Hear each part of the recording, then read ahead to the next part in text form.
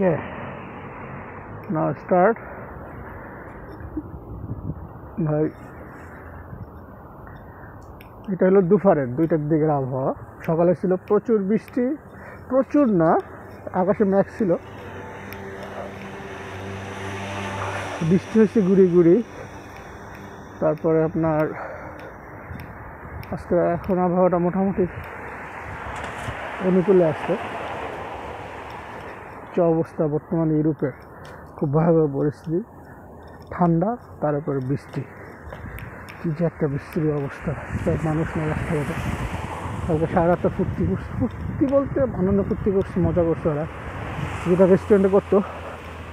প্রতি বছরই তো আমরা রেস্টুরেন্টে এই মজাটা করতাম, রাত্রে 12টার সময় বাজি ফুটাইতাম। এবছর তো ম্যাক্সিমাম রেস্টুরেন্টই বন্ধ, লোকালের কিছু কিছু রেস্টুরেন্ট খোলা ছিল, তাও 9টার দিকে বন্ধ হয়ে গেছে মনে হয়। আমাদের যে সেন্টারে আমরা কাজ করতাম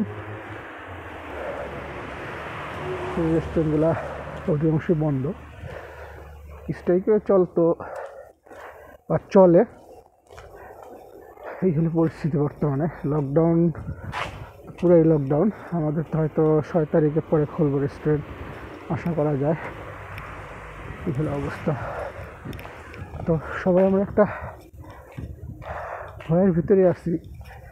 ভ্যাকসিন বের হয়েছে, আশা করি যদি কোনো সমস্যা না হয় তো মার্চ এপ্রিলের দিকে পাইতে পারি, সেটা শিওর না, এটা নির্ভর করবো সরকারি ডিস্ট্রিবিউশনের উপরে। সেই সিস্টেমগুলো ভালো, হয়তো সিস্টেমারই আমরা পেয়ে যাবো ইনশাল্লাহ, আল্লাহ যদি সব কিছু ঠিক রাখে।